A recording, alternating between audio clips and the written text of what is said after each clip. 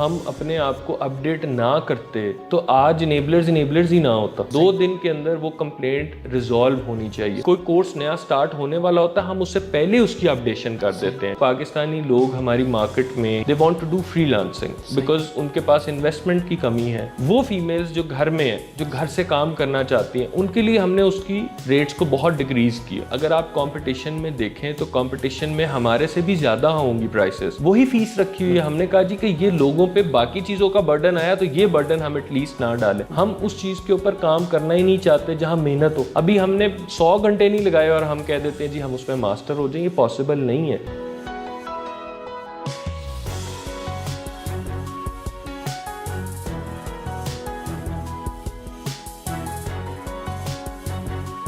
अस्सलाम वालेकुम नाजरीन, मैं हूं अली रहमान खालिद और आज जो मेहमान हमारे साथ मौजूद हैं खुर्रम खालिद साहब, ये हेड ऑफ़ ट्रेनिंग्स हैं एनेबलर्स के।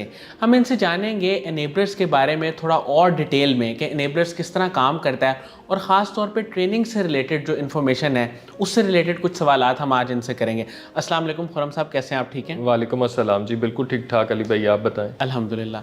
सर मुझे सबसे पहले ये बताइएगा कि जब आप मतलब एनेबलर्स के साथ काम कर रहे होते हैं, जो कंप्लेंट्स आती हैं उसका क्या प्रोसीजर होता है? लोग कंप्लेंट्स किस तरीके से करते हैं और कौन सा तरीका गलत है और कौन सा तरीका सही है कंप्लेन करने का, और फिर उस कंप्लेन को आप किस तरह टैकल करते हैं, किस तरह रिजॉल्व करने की कोशिश करते हैं? मैं बताता हूँ जी।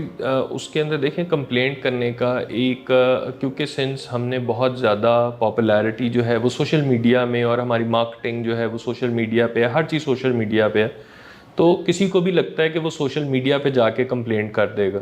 So that is not the right वे। अगर आपने कोई ट्रेनिंग ली है, किसी चीज़ की कोई कंप्लेंट है, तो उसका तरीकाकार ये है कि enablers.org/support पे जाएं और वहाँ जाके आपकी जिस चीज़ से भी रिलेटेड कंप्लेंट है उसको मेंशन करें वहाँ पे, और उसको कंप्लेंट को आप वहाँ पे रजिस्टर कराएं। अब ये एक तरीका है कंप्लेंट रजिस्टर कराने का। अगर आपको कोई इशू है, रादर दैन जाके सोशल मीडिया पे कहना जी कि मेरे साथ ये इशू हो गया है, अब इसको रिजॉल्व कराएं, तो that is not the right way to do that. Sir फिर जब वो एक कंप्लेन आपके पास रजिस्टर हो जाती है उसको रिजॉल्व कैसे करते हैं? देखिए, कंप्लेंट रेजोल्यूशन हर एक इदारे का उसके इंटरनल प्रोसेसेस हैं। मैं हमेशा ये बात कहता हूँ कि इनेबलर्स एक customer centric, student centric, member centric company है। अगर किसी ट्रेनर के बारे में है, किसी ट्रेनिंग के बारे में है, तो हम ये नहीं कहते कि हमारा ट्रेनर सही कह रहा है, हमारा ये प्रोसेस ठीक है। हम कहते हैं भी ये बंदा, ये कस्टमर, ये स्टूडेंट, ये मेंबर ये ठीक कह रहा है, अब आपने इसको रिजॉल्व करना है। सो सबसे पहले वो हमारे कस्टमर सर्विस डिपार्टमेंट के पास जाती है, जिसमें हर कंप्लेंट में मैं as head of trainings loop में हूँ। और फिर वो अगर किसी पर्टिकुलर ट्रेनर से रिलेटेड है, क्योंकि सिंस मैं ट्रेनिंग्स को देख रहा हूँ, सारे ट्रेनर्स भी मुझे रिपोर्ट करते हैं, तो वो सब लोग उसके अंदर उसको उस पर्टिकुलर पर्सन को जाती है, मैं उसके अंदर लूप में हूँ, और उसका टर्न अराउंड टाइम है 2 डेज़ का। 2 दिन के अंदर वो कंप्लेंट रिजॉल्व होनी चाहिए। अगर वो पर्टिकुलर कंप्लेंट रिजॉल्व नहीं होती तो हमारे पास जो CRM है उसके अंदर वो रेड अलार्म है जिसको हमने रिजॉल्व करना है। अगले 4 to 5 डेज का टैट है कि अगर वो हमारी ओवरड्यू हो गई है so we have to resolve that. और उस पर बहुत सख्त है हम कि हमने इस चीज़ को ख़ास ख्याल रखते हुए स्टूडेंट को या मेंबर को अपने खुश रखना है। प्रॉपर सिस्टम है, प्रॉपर सिस्टम है। ये नहीं है कि आपने एक कंप्लेंट की और उसकी रेजोल्यूशन नहीं है। देखिए, बहुत से किसी भी चीज़ से, किसी सिस्टम से, किसी प्रोसेस से, हमारे SOP से किसी को भी इशू हो सकता है, उसमें तो कोई ऐसी बात नहीं है। आप बड़े से बड़ी कंपनी भी देख लें, इवन अमेज़ॉन पे भी जाके आपको प्रोडक्ट खरीदते हैं, आपको उससे कंप्लेंट हो सकती है और आपका हक है कि आप उसकी कंप्लेंट करें, उसको वापस करें या उसके बदले आप नई चीज़ ले लें। सो ये तो हर एक का हक है। सर जब आप ट्रेनिंग्स करवाते हैं तो ट्रेनिंग्स में आप वक्त के साथ साथ कुछ इम्प्रूवमेंट्स लेके आ रहे हैं, कुछ उसमें एडिशन अपडेट्स वो किस तरह इंश्योर करते हैं कि आ रही हैं उसमें? देखिए, अगर हम अपने आप को अपडेट ना करते तो आज इनेबलर्स ही ना होता। हमने खुद को अपडेट किया। इवन के आप बात करें कि जी प्रोडक्ट कैसे हंट करना है से लेके उसकी सोर्सिंग कैसे करनी है, उस प्रोडक्ट को लॉन्च कैसे करना है, हम तो ऑडियंस में वो चीज़ फ्लोट कर देते हैं। हम ये नहीं कहते कि आप हमारा पेड कोर्स लेंगे तो हम आपको बताएंगे कि प्रोडक्ट हंटिंग का क्या तरीका है। आप हमारा पेड कोर्स लेंगे तो हम आपको नया तरीका बताएंगे, ये पुराना तरीका है, हम आपको नया वाला बताएंगे। ऐसा कुछ भी नहीं है। हम तो मेंबर्स के लिए खुला उसे छोड़ते हैं। हम तो EVS में वीडियोस डाल देते हैं कि हम कहते हैं कि जी किसी के लिए भी उसका भला हो जाए, और at the end of the day हम कहते हैं आप पेड ट्रेनिंग में तभी आएँ जब आपको यहाँ से चीज़ों की इंफॉर्मेशन हो गई है, अब आपको सपोर्ट चाहिए एक ट्रेनर की। सही। तो वो सारी चीज़ें अपडेट हो रही हैं इंडस्ट्री एक्सपर्ट्स के साथ मिलके, जो एक्सपीरियंस सेलर्स हैं उनके साथ मिलके। ई कॉमर्स है ना, उसके अंदर तब्दीली आती जा रही है दिन ब दिन। पहले आपकी फेसबुक एड ज़्यादा चलती थी इंटरनेशनल मार्केट में, आज आपकी देखिए टिकटॉक एड्स ज़्यादा चलती हैं। सो अगर हम ये नहीं कहेंगे या हम उसको अपडेट नहीं करेंगे और हम फेसबुक एड्स पे ही चलते जाएंगे तो हम तो पीछे रह गए ना। So we have to cope up with the world, कि जो बाकी दुनिया के अंदर चीज़ें हो रही हैं उसको हम टाइम टू टाइम अपडेट करते रहते हैं। और उसका पूरा प्रोसेस है कि कोई भी चीज़ हमने आइडेंटिफाई की कि ये चीज़ अपडेट होनी है, जैसे ही वो अपडेट होती है और हम मार्केट में उसको अपने ग्रुप्स के ऊपर पूरे सोशल मीडिया पे अनाउंस कर देते हैं कि हमारा प्रोडक्ट हंटिंग का, लॉन्चिंग का, जिसको हम इनेबलर्स ब्लिट्स रैंक कहते हैं, प्रोडक्ट हंटिंग है, जो डिफरेंट हमारी स्ट्रैटेजीज हैं उसको दुनिया के सामने बताते हैं। सर अभी करंटली आपके टॉप पे कौन से कोर्सेज जा रहे हैं और कितने कितने अरसे बाद आप उसकी अपडेट्स को चेक करते रहते हैं? देखिए, टॉप पे हमारे जो कोर्सेज जा रहे हैं वो आप कह सकते हैं कि फ्रीलांसिंग के जो कोर्स है, और या हमारा होलसेल का जो कोर्स है वो टॉप के कोर्सेज जा रहे हैं। अब उसके अंदर हम रेगुलरली अपडेट कर रहे हैं, इवन के उसमें ऐसा नहीं है कि हमने 2 कोर्सेज ही इकट्ठे करा दिए। कोई कोर्स नया स्टार्ट होने वाला होता है, हम उससे पहले उसकी अपडेशन कर देते हैं, चाहे वो फ्रीलांसिंग है, चाहे वो होलसेल है, प्राइवेट लेबल है, कोई भी कोर्स है। लेकिन ज़्यादातर देखें, क्योंकि लोग, पाकिस्तानी लोग हमारी मार्केट में, या जो लोग जनरल पब्लिक है, they want to do freelancing because उनके पास इन्वेस्टमेंट की कमी है। तो उसकी वजह से हमें उस पर तो ज़्यादा से ज़्यादा फोकस रखना है। फिर उसके अंदर कम्युनिकेशंस के स्किल्स हैं, प्रेजेंटेशंस के स्किल हैं, उसके अंदर डिफरेंट और किस्म के फ्रीलांसिंग पे कैसे आपने काम कैसे लेना है, एथिकली कैसे आपने काम करना है, ये सारी चीज़ें जो हैं उसके अंदर अपडेशन होती रहती है। सर आपने भी कुछ अर्सा पहले ये फेसबुक से रिलेटेड, फेसबुक एडवर्टाइजिंग से रिलेटेड और कंटेंट राइटिंग से रिलेटेड भी कोर्सेज लॉन्च किए थे जी। इनका क्या बेनिफिट हुआ है और इनका क्या फीडबैक है? हमने फेसबुक और कंटेंट राइटिंग के ऊपर जो कोर्सेज लॉन्च किए वो स्पेशली फीमेल्स के लिए किए, जिसमें कि हमने अपनी कोर्सेज की प्राइसेस भी बहुत ज़्यादा रिड्यूस्ड रखी। कि मतलब अगर नॉर्मली हमारा कोर्स 30-40 हज़ार का है, 20 हज़ार का है, तो हमने उसको 10 हज़ार का, 8 हज़ार का, 12 हज़ार का रखा फीमेल्स के लिए। स्पेशली वो फीमेल्स जो घर में हैं, जो घर से काम करना चाहती हैं, उनके लिए हमने उसकी रेट्स को बहुत डिक्रीज़ किया। सर ये ई कॉमर्स के जो कोर्सेज हैं, आपको क्या लगता है कि इनके जो रेट्स हैं वो आपके सूटेबल हैं लोगों के लिए, या जो आपके कंपेटिटर्स हैं उनके रेट्स भी हाई हैं, या उनसे कितना डिफरेंस है? देखिए, अगर आप मार्केट में जाके कहते हैं तो मे भी कुछ लोगों का ये तासुर हो कि जी इनेबलर्स के कोर्सेज की फ़ीस ज़्यादा है, बट अगर आप कंपटीशन में देखें तो कंपटीशन में हमारे से भी ज़्यादा होंगी प्राइसेस। हमने उस चीज़ को, कितनी इन्फ्लेशन आई है आपने खुद देखा है कि कितनी ज़्यादा प्राइसेस बढ़ी हैं चीज़ों की। हमने तो प्राइसेस नहीं बढ़ाई हैं, हमने अपनी वही फीस रखी हुई है। हमने कहा जी कि ये लोगों पे बाकी चीज़ों का बर्डन आया तो ये बर्डन हम एटलीस्ट ना डालें। जब भी आप किसी अच्छे स्कूल, कॉलेज, यूनिवर्सिटी में जाते हैं जहाँ पे महंगे प्रोफेसर्स हैं, ट्रेनर्स हैं, टीचर्स हैं, तो वहाँ पे आपको फ़ीस ज़्यादा देनी पड़ती है। अगर आप किसी ऐसी जगह पे जाते हैं कि जहाँ पे ट्रेनर्स का कोई एक्सपीरियंस नहीं है, तो वहाँ पे फ़ीस कम देनी पड़ती है। अब कुछ इसी तरह से देखें, आप इन्हीं इदारों से, जो बड़े इदारे हैं उनमें से या इनेबलर से किसी स्टूडेंट ने कोई कोर्स किया और जाके उसे खुद ट्रेनिंग कराना शुरू कर दी, और जो जितने पैसे इनेबलर्स ले रहा है उसके भी 50% कम पे चार्ज करना शुरू कर दिया।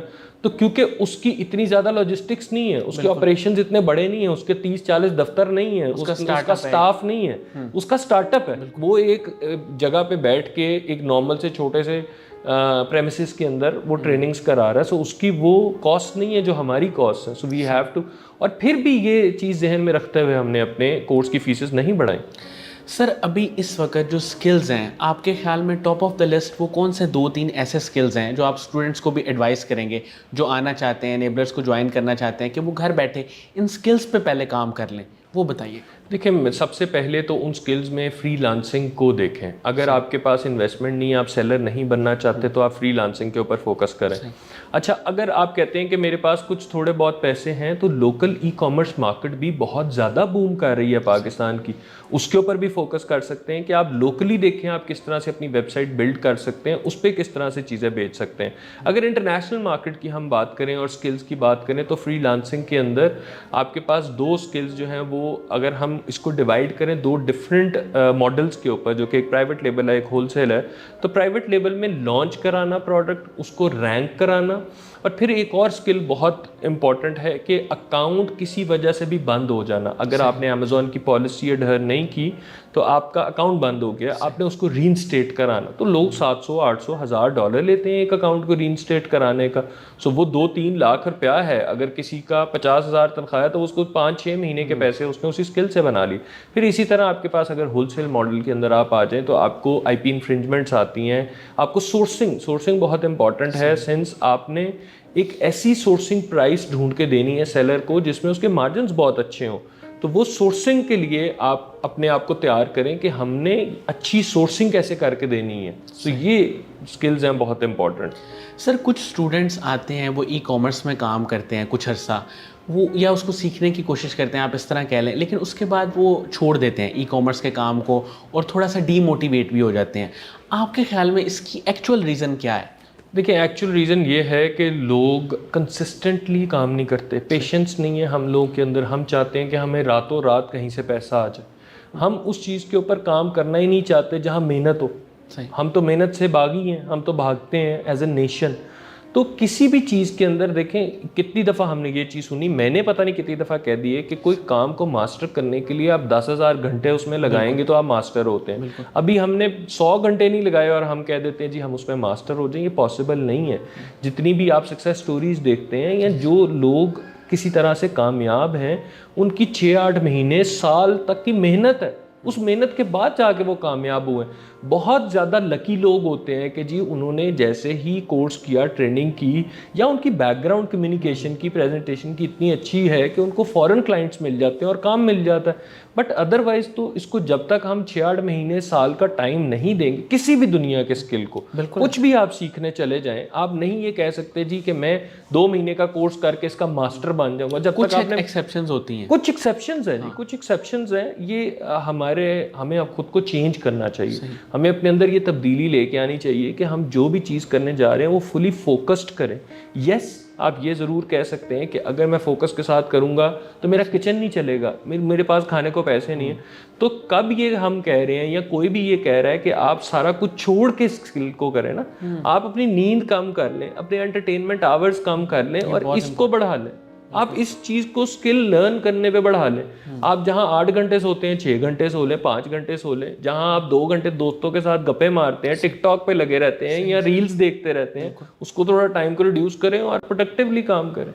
सर आपके जो टूल्स हैं जो इस्तेमाल होते हैं होलसेल बिजनेस में, PL में, उनको भी अपडेट करते हैं आप टाइम के साथ साथ? जी देखें, बेसिकली टूल्स तो डिफरेंट प्लेटफॉर्म्स हैं थर्ड पार्टी जो प्रोवाइड करते हैं। हम उन टूल्स की इम्प्लीमेंटेशन, उसको यूज़ कैसे करना है, उसकी यूटिलाइजेशन, उसके बारे में हम अपडेशन करते रहते हैं कि कोई भी पर्टिकुलर प्राइवेट लेबल है, होलसेल है या फ्रीलांसिंग है, किसी भी टॉपिक या शोबे से रिलेटेड हम कहते हैं कि जी ये एक नया टूल है जो कि बहुत अच्छा मार्केट में जा रहा है, इसके बहुत अच्छा फीडबैक है। सो हम उसको भी ओपनली लोगों को बताते हैं कि how do you use that. ये ज़रूरी नहीं है कि हम सिर्फ अपने स्टूडेंट्स को बताते हैं, हम ओपनली बताते हैं कि इस टूल की यूटिलाइजेशन ऐसे होगी।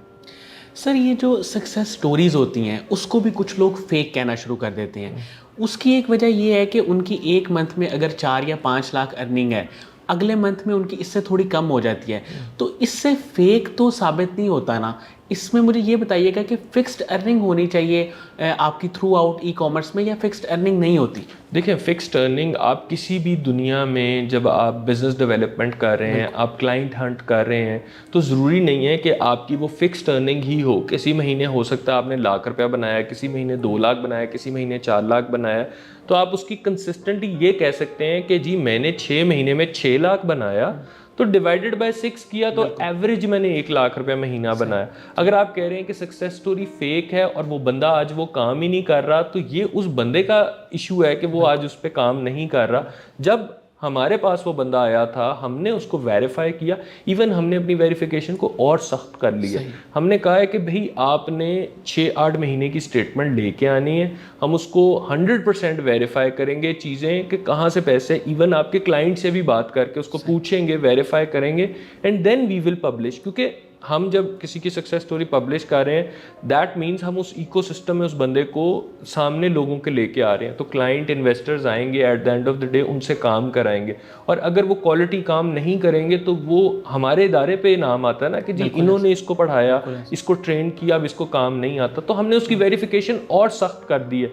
हो सकता है जी कि माजी के अंदर हमने उसकी वेरिफिकेशन इतनी ज़्यादा ना की हो, जिसकी वजह से कुछ ऐसे लोग आ गए हों कि जिसकी सक्सेस स्टोरी किसी ने देख के उसको हायर किया, बट उसको सही से काम नहीं करना आता था। बट इंशाल्लाह गोइंग फॉरवर्ड हमने इस पे और सख्ती कर दी। यानी कि जब उनको प्रॉफिट होता है तो वो एज अ सक्सेस स्टोरी बन जाते हैं, और जैसे ही लॉस होता है तो वो कहते हैं कि जी अब हमें कुछ समझ नहीं आ रहा। बिल्कुल ऐसे ही है। जब जिस वक्त वो उनको काम मिल रहा होता है वो कहते हैप्पी होते हैं, जिस वक्त वो काम नहीं मिलता तो वो कहते हैं जी कि हमें। तो ये तो किसी भी बिजनेस में ये स्टेजेस आती रहती हैं। किसी भी, देखें आप सॉफ्टवेयर इंडस्ट्री में ले लें, आप सॉफ्टवेयर इंडस्ट्री में इतने इतने बड़े सॉफ्टवेयर हाउसेज जो सर्विसेज बेस्ड हैं, वो किसी महीने $50,000 की सेल कर रहे होते हैं और अगले महीने $2,000 की कर रहे होते हैं। वो अब जाके ये कहना शुरू कर दें कि ये काम ही अच्छा नहीं है, तो दैट इज़ रॉन्ग।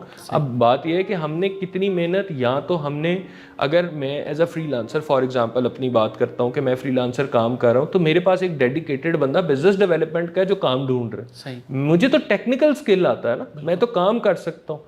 अब वो बंदा है जो बिजनेस डेवलपमेंट, जिसको के काम लाना आता है, वो काम लेके आ रहा है और मैं काम करता जा रहा हूँ। तो इसी तरह आप एक्सपैंड करते हैं, एज अ टीम बिल्ड होते हैं। अनटिल अनलेस आप ये कहते रहे मैं नया काम भी खुद लाऊंगा और करूंगा भी खुद, तो मतलब 6 घंटे काम लाने में लग गए तो 2 घंटे करने में लग गए, तो क्लाइंट भी तो यही कहेगा कि भैया आपको काम ही नहीं आता। एफिशिएंसी खत्म हो आपकी एफिशिएंसी खत्म हो गई ना जी। आपने डेडिकेटेडली अगर एक बंदा काम ढूंढने पे और एक बंदा काम करने पे, तो एफिशिएंट तो आप तभी होंगे। बिल्कुल ऐसे। सर साकिब अजहर साहब अभी रिसेंटली किन किन प्रोजेक्ट्स पे काम कर रहे हैं, क्योंकि उनकी वो चीज़ें तो काफ़ी आती रहती हैं सामने स्कूल के हवाले से, और उनका एक विजन है, वो लोगों को मुसलसल इनेबल करने की कोशिश कर रहे हैं, चाहे जितना मर्जी क्रिटिसिज्म हो, लेकिन वो बैक पे नहीं जाते, फ्रंट पे चीज़ों को फेस करते हैं और प्रमोट करते हैं लोगों को। आप इस पे क्या कहेंगे? जी, स्कूल ऑफ इनेबलर्स एक तो प्रोजेक्ट नया है जिसके ऊपर बहुत ज़्यादा हम काम कर रहे हैं कि हम बेस से ही बच्चों की तरबियत इस तरह से करें कि वो बड़े होकर जाके एज अ बिज़नेस माइंडसेट के साथ काम करें। फिर उसके बाद कॉलेज है, इनेबलर्स कॉलेज ऑफ टेक्नोलॉजी है, एंड देन हम फिर एक, अगर ई कॉमर्स की फील्ड की बात की जाए तो हम एक मार्केट प्लेस डेवलप कर रहे हैं जिसके अंदर लोगों का ट्रस्ट ज़्यादा से ज़्यादा हो। सो जिस तरह से हम एक कस्टमर सेंट्रिक कंपनी है, हम उस मार्केट प्लेस को भी कस्टमर सेंट्रिक बनाएं, कीपिंग इन माइंड कि अमेज़ॉन अपने कस्टमर्स को कितना ज़्यादा सेटिस्फाइड एंड हैप्पी रखता है और सेलर्स के ऊपर जो है वो सख्ती करता है। तो इसी तरह से सेलर्स पे सख्ती करते हुए, क्योंकि देखें पाकिस्तानी मार्केट के अंदर लोगों का ट्रस्ट जो है वो मार्केट प्लेस के ऊपर वो ख़त्म होता जा रहा है और ऑनलाइन शॉपिंग के ऊपर ख़त्म होता जा रहा है, सिंस उनको चीज़ें ठीक नहीं मिलती हैं, गलत मिलती हैं, टू ही मिलती हैं, या उनको अच्छी क्वालिटी नहीं मिलती। तो we have to make sure कि हम अच्छी क्वालिटी के प्रोडक्ट्स जो हैं वो कंज्यूमर तक पहुंचा सकें, ताकि मार्केट प्लेस पे ट्रस्ट रहे। अल्टीमेटली मार्केट प्लेस पे ट्रस्ट नहीं रहेगा तो फिर सेलर पे ट्रस्ट नहीं है, तो ऑनलाइन सिस्टम ही हम कोलैप्स कर जाएगा। At the end of the day हम कहेंगे जी ऑनलाइन चीज़ नहीं खरीदनी जब तक उसको टच ना कर लें, हाथ ना लगा लें, कर ना लें। अभी लोग क्या करते हैं कि 100 रुपये वाली चीज़ को दिखा के अच्छी सी फोटोज़ में 1000 रुपया चार्ज करते हैं। जब वो कस्टमर को पहुंचती है तो वो कहता है ये तो 20 रुपये की मुझे मिल रही थी साथ वाली शॉप पे, जो मैंने 1000 की मंगवा ली। So we trying to improve those things as well in the E commerce industry. बहुत बहुत शुक्रिया खुर्रम खालिद साहब, आपके वक्त का, आपने हमारे लिए टाइम निकाला। नाज़रीन, मुझे उम्मीद है कि इस इंटरव्यू से आपको बहुत कुछ सीखने को मिला होगा। ख़ास तौर पे जो सबसे इम्पॉर्टेंट बात थी वो ये थी कि कोई भी अगर स्टोरी है, सक्सेस स्टोरी है, या जो लोग ई कॉमर्स में काम कर रहे हैं, वो उनको कम से कम 8 महीने या 1 साल या 1.5 साल हो जाता है, उसके बाद वो एक अर्निंग वाले फेज़ में या जो लग्जरी वाले फेज़ में वो तब जाते हैं। तो जो लोग ई कॉमर्स में आना चाहते हैं वो इस चीज़ को अपने जहन में रखें कि एक स्पेसिफिक टाइम पीरियड रिक्वायर्ड है, उसमें उन्हें स्ट्रगल करनी है, मेहनत करनी है, तभी जाके वो कामयाब हो सकते हैं। इसी के साथ ही इजाज़त दीजिए। अल्लाह हाफ़िज़।